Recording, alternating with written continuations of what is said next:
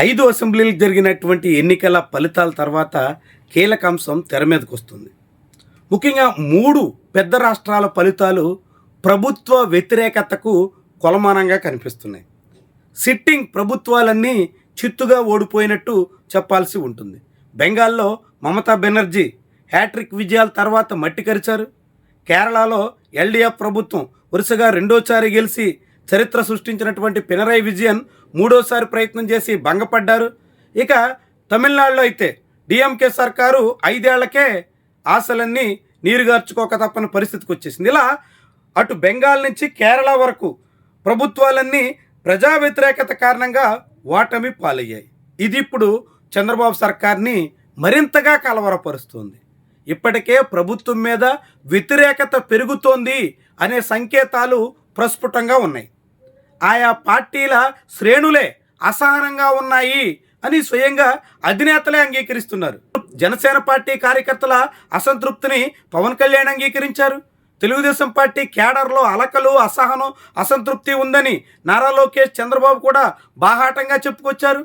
అంటే ఆయా పార్టీల పరిస్థితి అట్లా ఉందంటే ఇక సామాన్య జనాల్లో ఇంకెంత వ్యతిరేకత ఉంటుందో ఎవరికైనా ఇట్టే అర్థమవుతుంది. ఈ తరుణంలో ప్రజా వ్యతిరేకత, ప్రభుత్వ వ్యతిరేకత ప్రబలంగా ఉన్నటువంటి నేపథ్యంలో వచ్చే ఎన్నికల బెంగ ఇప్పుడు ప్రభుత్వాన్ని వెంటాడే ప్రమాదం అయితే కనిపిస్తోంది. ఇది రాజకీయంగా కీలకాంశంగా చెప్పాల్సి ఉంటుంది. బెంగాల్ కన్నా కేరళ, తమిళనాడు ప్రభుత్వాలు సమర్థవంతంగా పనిచేశాయనే పేరుంది. కరోనా వంటి విపత్తుల కాలంలో కూడా కేరళలో ఎల్డీఎఫ్ అత్యంత సమర్థవంతంగా పనిచేసింది. తమిళనాడు సర్కార్ అయితే జీడిపిలో చాలా ఉన్నతమైనటువంటి స్థానంలో రాష్ట్రాన్ని నిలపడానికి కృషి చేసింది. అనేక రకాలుగా రాష్ట్ర అభివృద్ధికి బాటలు వేసింది. అయినా కానీ అభివృద్ధి జరిగినటువంటి రాష్ట్రాల్లో, ప్రజలకు అనుకూలంగా పలు నిర్ణయాలు తీసుకున్నటువంటి రాష్ట్రాల్లో ప్రభుత్వ వ్యతిరేకత ఆ స్థాయిలో ఉంటే ఆంధ్రప్రదేశ్లో ఎన్నికల హామీలు అమలుపరచలేదని, చెప్పినట్టుగా ఏ అభివృద్ధి జరగడం లేదని, ఎన్నికల్లో ఫలితాలు వచ్చిన తర్వాత చెప్పిన 3 ఏళ్లలో అమరావతి పూర్తి చేస్తామన్న మాట నెరవేరలేదని, రాజధాని ఇంకా సందిగ్ధంలోనే ఉందని, పోలవరం పూర్తి చేస్తామని చెప్తున్న తొలి దశ అంటూ దానికి పెడుతున్నటువంటి కండిషన్లతో దాని ఫలితం ఎంత మేరకు అనే సందేహాలు చాలామందిలో పెరుగుతున్నాయని, ఇలా అనేక రకాల సమస్యలు ఆంధ్రప్రదేశ్ ప్రభుత్వాన్ని వెంటాడుతున్నాయి. దీంతో కేరళ, తమిళనాడు ప్రభుత్వాలే ప్రజా వ్యతిరేకతతో, ప్రభుత్వ వ్యతిరేకతలో కొట్టుకుపోయినటువంటి నేపథ్యంలో ఆంధ్రప్రదేశ్లో కూటమి సర్కారు ఏమవుతుందో అనేటువంటి బెంగ అయితే మొదలైంది. అయితే ఇప్పుడు ప్రభుత్వం ఆ ఫలితాల తర్వాత పాఠాలు నేర్చుకుంటే మాత్రం పరిస్థితిని చక్కదిద్దుకోవడానికి అవకాశం ఉంటుంది. 2 ఏళ్ళు మాత్రమే పూర్తయింది, ఇంకా 3 ఏళ్ల కాలం ఉంది. చివరేడాది ఎన్నికలు అనుకున్న ఇంకా 2-2.5 ఏళ్ల కాలం చంద్రబాబు సర్కారు చేతిలో ఉంటుంది.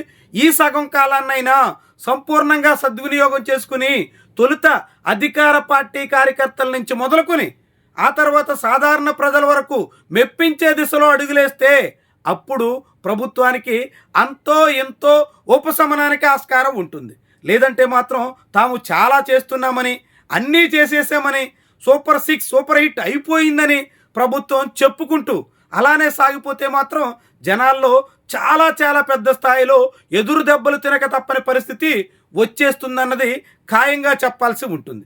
ఇప్పటికే సౌత్లో 5 ఏళ్లకు ఒకసారి ప్రభుత్వాలను మార్చే అలవాటు పెరుగుతోంది.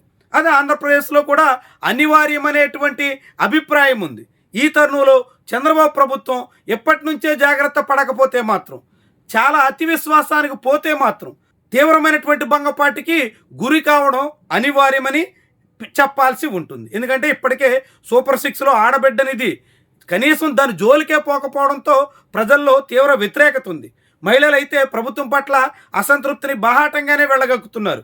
కనీసంగా ఈ ప్రభుత్వం వచ్చి 2 ఏళ్ల తర్వాత కూడా ఒక్కరికి కొత్త పెన్షన్ ఇవ్వలేదు అనే మాట సర్వత్రా వినిపిస్తోంది. దాని తాలూకా ఆందోళన ఏకంగా అసెంబ్లీలోనే ప్రస్ఫుటమైంది. అధికార పార్టీ సభ్యులే ఉన్నటువంటి సభలో పెన్షన్ల గురించి అనేక మంది ఎమ్మెల్యేలు గగ్గోలు పెట్టక తప్పని పరిస్థితి వచ్చింది. అంటే పెన్షన్లు ఇవ్వక, ఎన్నికల హామీలు ఇవ్వక, 50 ఏళ్లకే పెన్షన్ ఇస్తాననే మాట పూర్తిగా విస్మరించి, నిరుద్యోగ భృతి లేక ఇలా అనేక వర్గాల్ని దూరం చేసుకుంటున్నట్టుగా చెప్పాల్సి ఉంటుంది. వీటన్నిటికీ తోడు అన్నింటికీ మించి గ్రామ సీమల్లో రైతులకి ఏ పంటకు కూడా గిట్టుబాటు ధర లేకపోవడం అన్నది చాలా పెద్ద స్థాయిలో ప్రభావాన్ని చూపబోతుంది.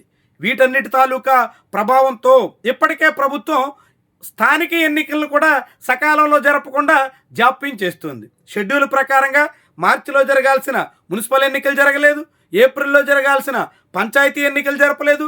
ఇలా ఎన్నికలు జరపకుండా కాలయాపన చేయడానికి కూటమి సర్కారు యత్నిస్తుంది. కానీ ఎంతకాలం అని అలా సాగదీస్తుంది. అలా జాప్యం చేసే కొద్దీ పెరిగేటువంటి ప్రజా వ్యతిరేకత ప్రభుత్వానికి అన్ని చిక్కులు తీసుకొస్తుంది. ఇప్పటికే బెంగాల్, కేరళ, తమిళనాడు లాంటి రాష్ట్రాల ఎన్నికల్లో చెబుతున్నటువంటి పాఠం రీత్యా ఈ ప్రభుత్వం తగిన గుణపాఠాలు నేర్చుకుంటుందా, కాకుంటే తామంతా చేసినట్టుగా ఇదే తీరున ముందుకు సాగిపోయి చివరిలో భంగపాటికి తప్పని పరిస్థితిని కొని తెచ్చుకుంటుందా? ఇదే ఇప్పుడు పెద్ద స్థాయిలో చర్చకు ఆస్కారం ఇస్తున్నటువంటి అంశం.